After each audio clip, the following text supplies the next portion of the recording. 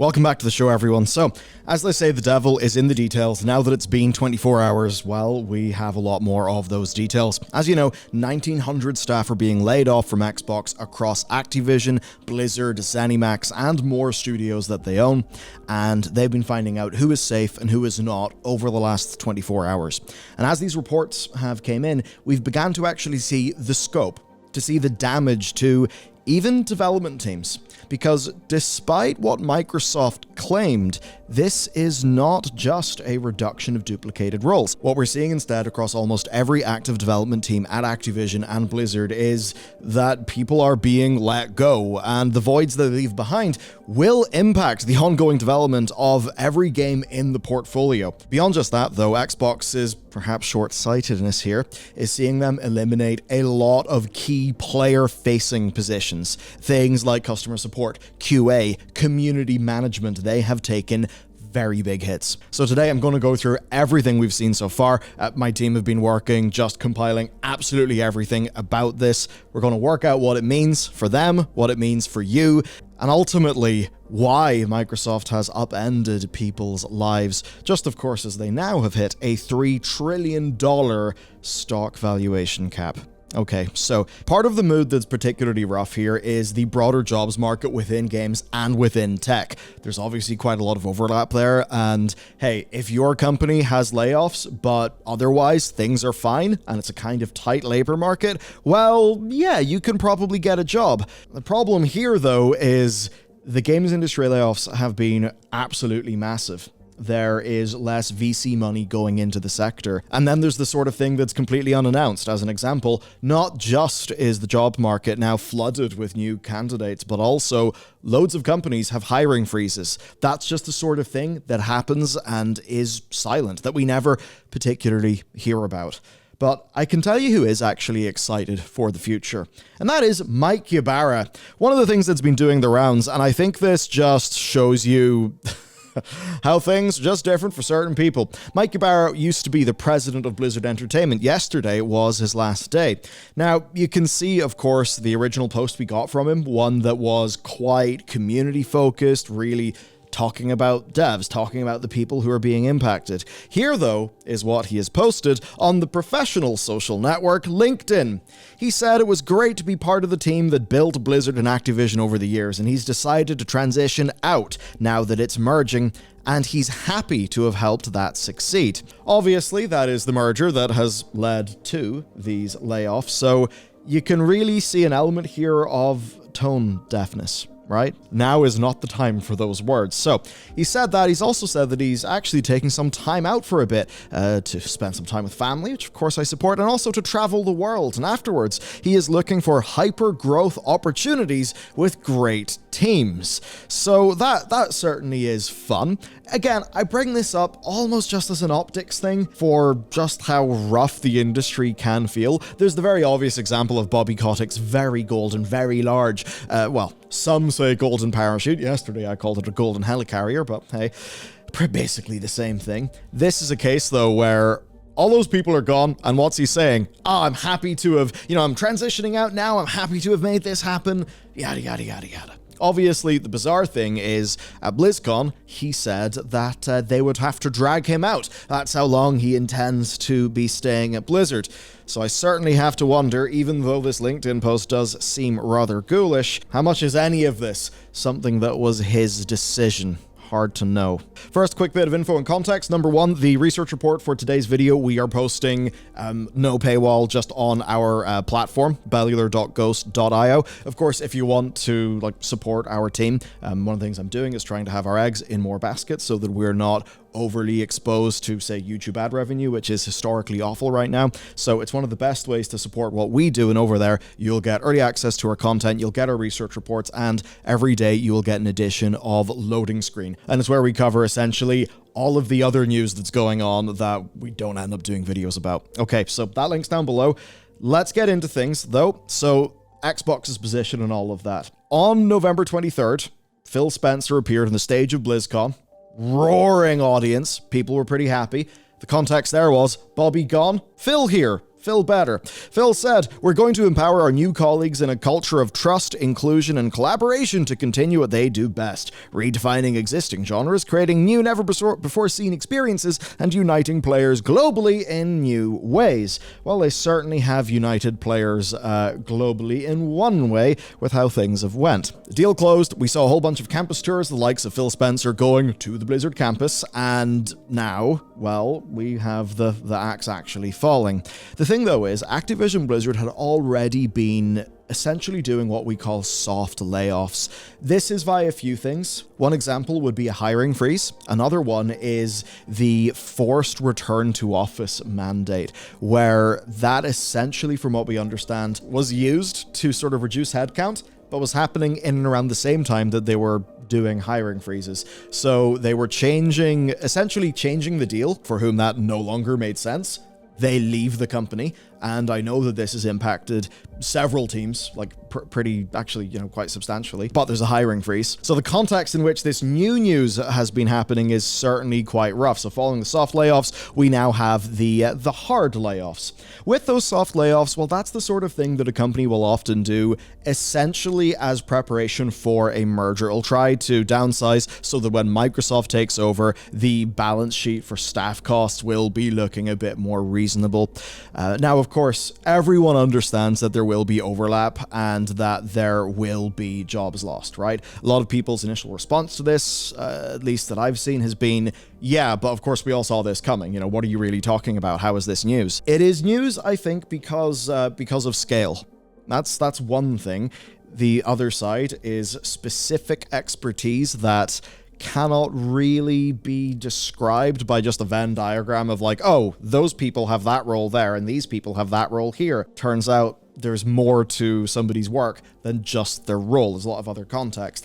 And then we've seen far more development teams be impacted, certainly significantly more than Microsoft let on in their initial memo, and I will cover that shortly in today's video. So yes, duplicated roles being reduced, and take a look at ZeniMax. Obviously, they acquired ZeniMax. People may not know that name, but, Bethesda, Todd Howard, they acquired all of that.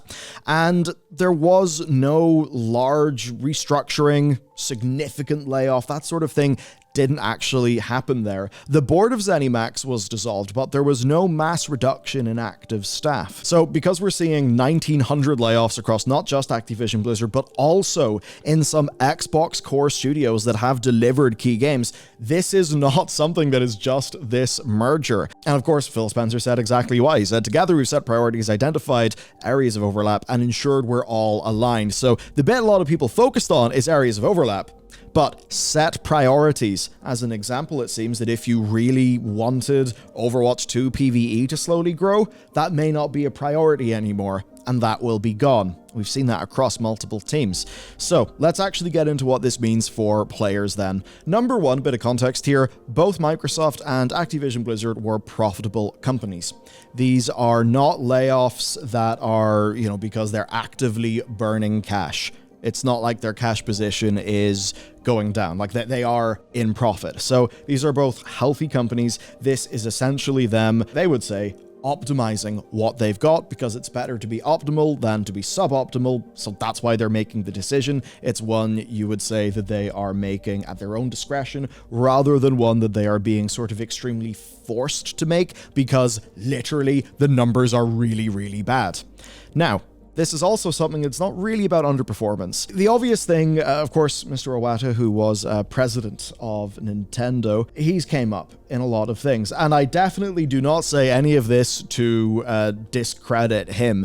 But one of the things that's actually interesting there that a lot of people don't know is Japanese labor law. Essentially, in Japanese law, you cannot really perform layoffs unless all other measures are taken to prevent bankruptcy, and that includes cost reductions. So there are parts there where Japanese law will have informed the decision-making that, that was made in that case. But if you look at his statements about layoffs hanging over people's heads, how that's not going to lead to people making the best work, and how that won't be good for the company. Well, that stuff I think all does stand. So yes, this is not necessary. This is layoffs to increase margin, not just duplication of roles, even though some of that will, of course, have happened. Most importantly, I'd say we got to remember games are made by people, and people are more than just their degree, right? They're also their experience on the job. And I mean, come on, you guys all know this, like from your own work. Yes, you can have somebody who's very skilled. It usually takes like 6 months to actually get comfortable in a new job and really be performing your best. So number one, you take a whole bunch of hits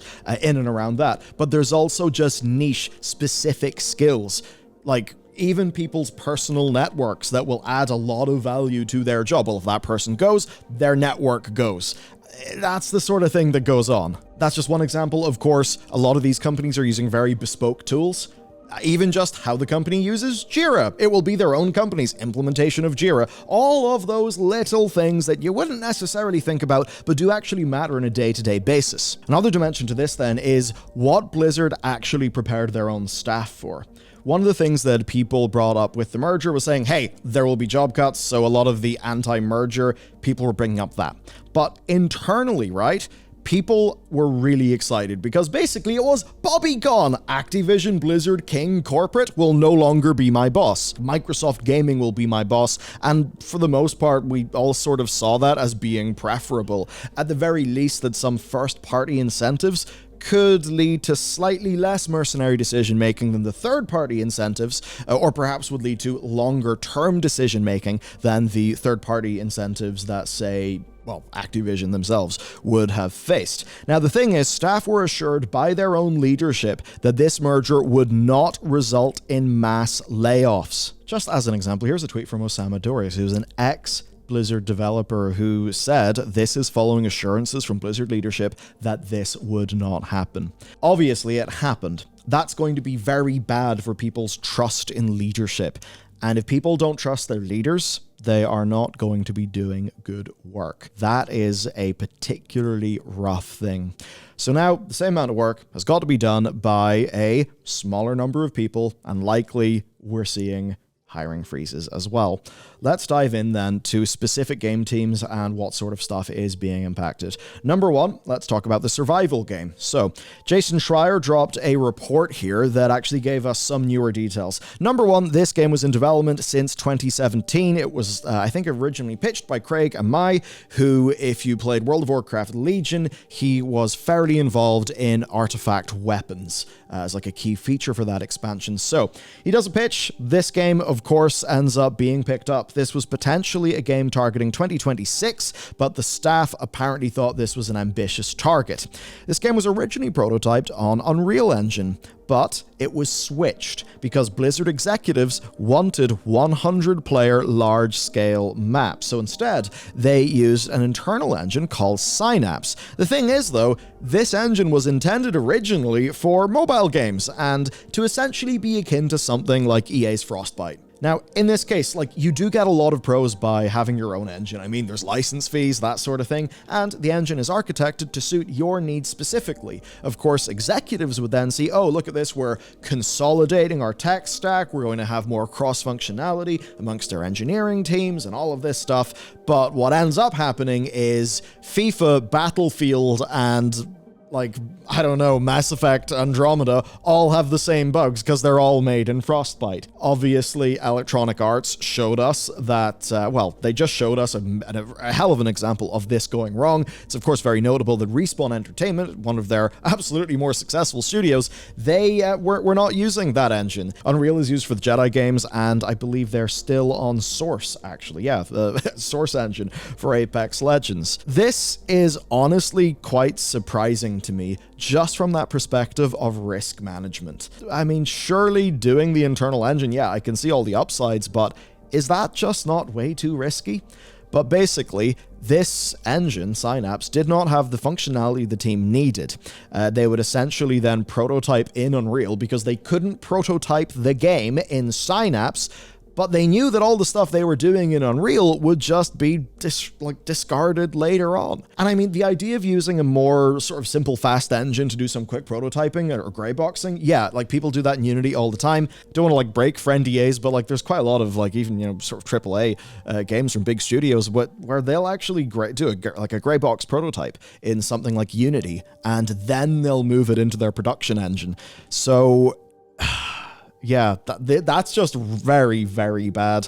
I think we can all see how that would lead to development hell. For what it's worth, the things that I heard basically is that this game was in development hell, a lot of bureaucracy and problems as well impacting its development. And in terms of team size, I've actually heard now from multiple sources, so thank you for reaching out. I've heard from multiple sources that this team was 250. So this is representing very significant job cuts. People essentially, well, actually, here's the tweet. The entire survival team just got laid off. So that's what one member of that team said. So you would have thought that from the memo sent to staff that we talked about yesterday, that this is mostly a case of maybe a bit of downsizing of that team, but just sort of redeploying onto newer, more promising projects. It really doesn't seem that that is an accurate representation. I mean, I'm sure that some people are being moved on to other projects, but it does seem that that is the minority, not the majority. So it does look like the majority of that team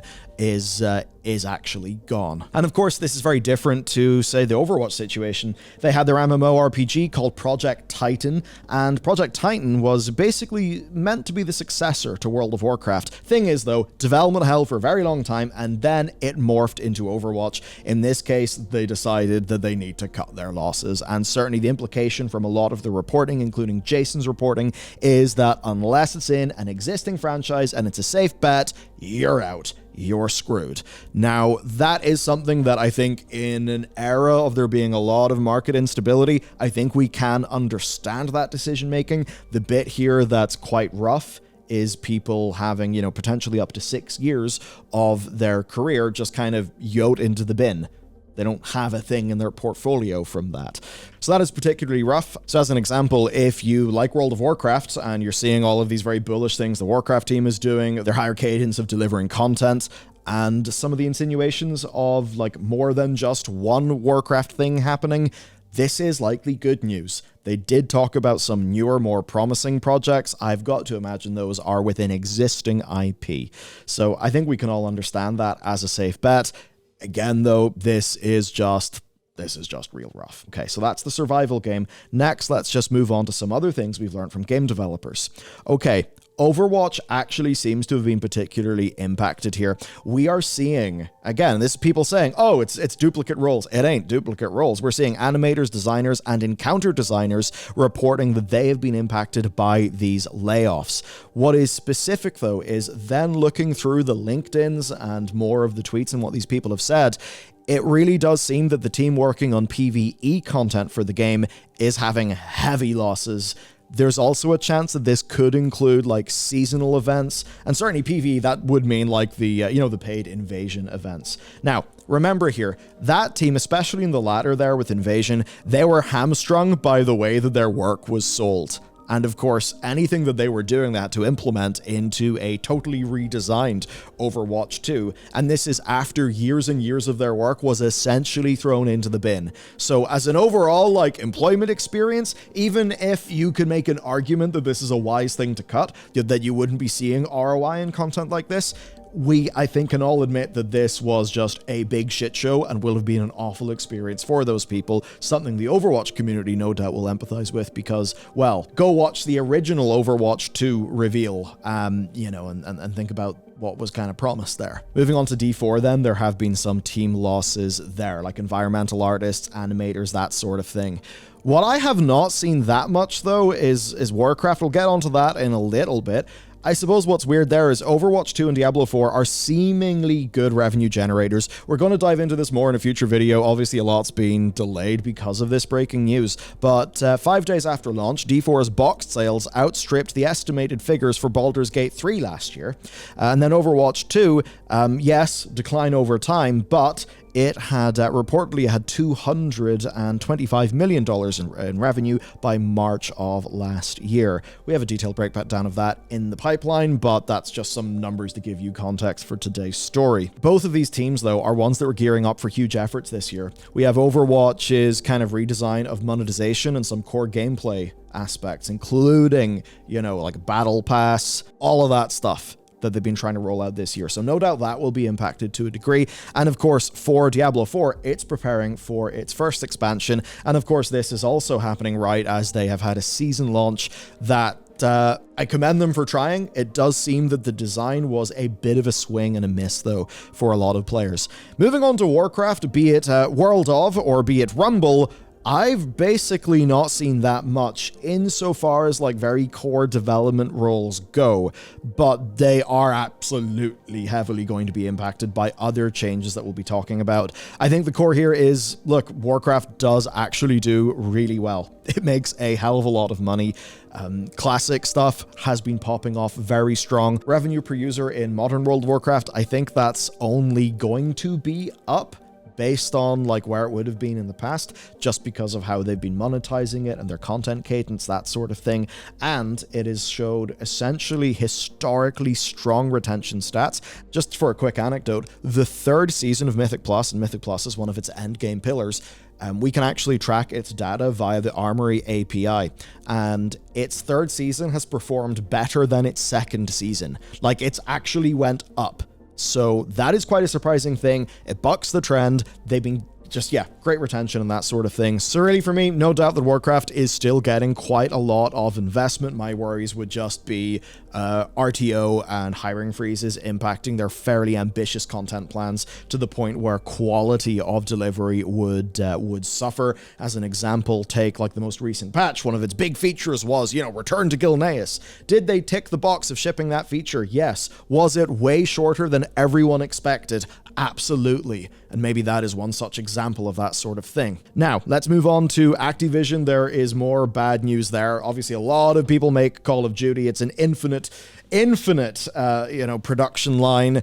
Tough process, and every studio has been impacted. Charlie Intel reporting that they've seen layoffs from Infinity Ward, Sledgehammer, Raven, Treyarch, High Moon, and more. According to Insider Gaming's sources, Sledgehammer Games had already planned to downsize their office as a result of a shift to remote working, but now they've also had around 30% of a headcount layoff. That's one of the things you may see here. Oh, this is only like 8% or whatever of Microsoft Gaming. Yeah, but the bit of Microsoft Gaming that is disproportionately being targeted is Activision Blizzard King Studios. So that's why for Sledgehammer, it can be 30%. Toys for Bob have got an estimated loss of over 30 staff from their remaining complement of around 85. This is a studio that already had actually been pretty impacted by being heavily dependent on contractor work. Of course, whenever you're heavily dependent on that contractor work, things are not always great. We've certainly had examples of that we've talked about. I mean, Halo Infinite and its content problems, issues that they allegedly had in 343i, actually retaining people because of some like contracting rules. It was a bunch of specifics from a while ago, but that's obviously going to be a rough thing. That is brutal as well. QA reportedly being like I was going to say decimated because that's a really big word. Decimated, though, that is, I know the Romans did. I'm going to assume that they invented it, but it would be punishment of 1 out of every 10. These are a lot worse than decimation. And maybe if I knew more Latin, I'd be able to say some fancy word. Okay, there are some extra factors. So Jez Corden of Windows Central has got quite a lot of sources across the industry, including in and around Microsoft for, fairly obvious reasons. He's reporting that the plan going forward is the outsourcing of community management. Now, for something like World of Warcraft, that is going to be really rough. A game like that totally depends on a strong customer support team, and this is a tricky one. Way back in the day, Blizzard had best class support. They were doing this stuff in-house. It was generally great. And there are still some examples of that existing up until the current day. That has absolutely decreased over time, though. The quality of customer support from Activision Blizzard has been getting worse and worse and worse and worse. This is something that so many players have noticed. Of course, that's going to be correlating with the headcounts and the working conditions of the people in those departments, because those departments had already experienced plenty of cuts. As an example, in the EU, number one, we know that their Cork office, Cork, Ireland, so just a little bit down from us, that's been particularly heavily hit. Obviously, their office in Versailles, in France, that was entirely closed. You know, you're wondering why customer support isn't as good? Well, maybe the same customer support staffer has now got to do twice the tickets per hour. And I'm sure a lot of people will understand how brutal and numbers-driven the likes of customer support can be from, I suppose a KPI angle. Just how, management actually sort of deals with that sort of thing. And I don't want to do any specifics, but I've also heard in the grapevine that the way in which things have been handled is particularly rough in Cork. Yeah, just generally, if you are like in, any sort of like European, country, and your customer support's probably going to be getting significantly worse. I mean, also the same in the States, because their plan basically is, outsourcing. Then another thing that Jez found out is that they are shutting down departments dedicated to bringing Xbox games to physical retail. Jez also references some digital-only Xbox console leaks. It seems like that's what a sort of mid-cycle refresh of the X essentially could be. We're going to dive into that more again in a future report we've been working on, but yeah. One way to go all digital is to just not sell your game physically. And with the likes of, say, Hellblade 2, we're already seeing that. Then moving on, we've got Battle.net. This is a really rough one. The Battle.net team has been impacted, honestly, from what I understand, fairly brutally. Really, really rough. From what I understand, a lot of them were based in the Austin office, and the Austin office is essentially screwed. So that's rough. Now, it's not like Battle.net is just going to get deleted, but I suppose, why does Xbox need the Xbox Game Store and Battle.net? Will it be in their interest? Will it be in their 5 or 10 year plan to actually merge the platforms together? Now, certainly, as like a World of Warcraft player and, even say an older game like StarCraft 2 that I absolutely love, or it's a Warcraft 3 community mod called Chronicles of the Second War. Like, I don't want to have to open the Xbox app on my computer to play those. That would not be good. I mean, even for another thing that's a concern, like, it's really handy being able to play World of Warcraft on a computer with that logo on it. I'm even a little bit concerned about that. Not that I think they would. No, actually, no, I mean, even take Counter-Strike. No, it actually fucking could happen. So it's hard to know what will happen with Battle.net. I would definitely like to have some clarity, like, officially there. That, I think, is, just at least important for the customer experience. So moving on through things then, just another example here. Basically, the entirety of non-outsourced Blizzard customer service, including myself, has just been laid off as alignment with Microsoft. That's one example. Jez Corden also, backing that up with his sources. I can also back that up with what I've heard from people. Brutal. And at the end of the day, like, look, you know from watching this channel, from just playing games, customer support is broadly quite rough in our industry. Bugs are a real problem in our industry. None of that's going to get better in a world like this. Another thing I would say is, by doing customer support in-house, Blizzard actually had a fairly unique strength. People could go and be a game master, and actually quite a lot of the community managers of World of Warcraft, they started as game masters. And I think there is a value in that, because as a GM, you're consistently seeing player problems, player complaints. That always did help. One thing that I can certainly say, and I've been very critical, I mean, like, there are plenty of people on the WoW team who have, have me blocked, and, so I've been very critical of WoW at times. Like, to the point where I say, if it was Creative Assembly, I would have been on the blacklist such a long time ago. The community teams I've always found have been super aligned with players, and when it kind of comes to the stuff that matters, absolutely, not dicks, and they understand the player sort of perspective. And a lot of that, I think, is because they started as players and then GMs. So that is rough. Now we're going to be getting the same, almost always very shitty, generic, outsourced balls that almost everybody else is dealing with. Now, this alignment with Microsoft-driven cutting, again, this didn't happen with ZeniMax.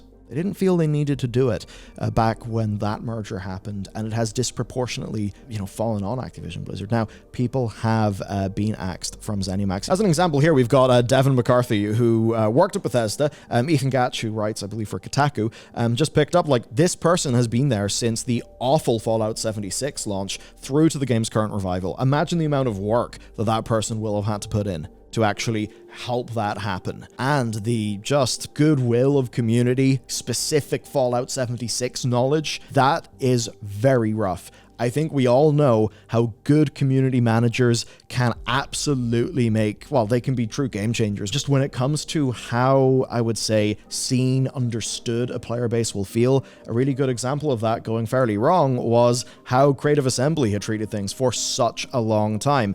Plenty of other examples from companies. So rather brutally, we're losing that. And I think a perfect note to bring this to a close on is the amazing post of Jorge Murillo, who said in his final message, "Look, I'm just happy we were able to provide some value to the shareholders." Guess who just hit 3 trillion market cap? Brutal enough situation. Let me know if you've been impacted, you want to reach out, something you want to get off your chest, any things that you think are underreported in this story that you would like audiences to know, tips@bellular.games. You can reach me there. We will have daily videos, honestly, for the foreseeable future. We have so much in production right now. If you want to support the team that is doing the research, bringing you this content, you can check out bellular.ghost.io. That's essentially our own platform. We do Loading Screen there, which is our daily newsletter, which it's awesome. You should get Loading Screen. It's the best way to support what we're doing, get early access to our content, and all that good stuff on our members lounge, which has certainly, we've all been talking about this over there. It's been rough. Okay, that's it for me. Hope you have a good weekend, and I'll see you next time.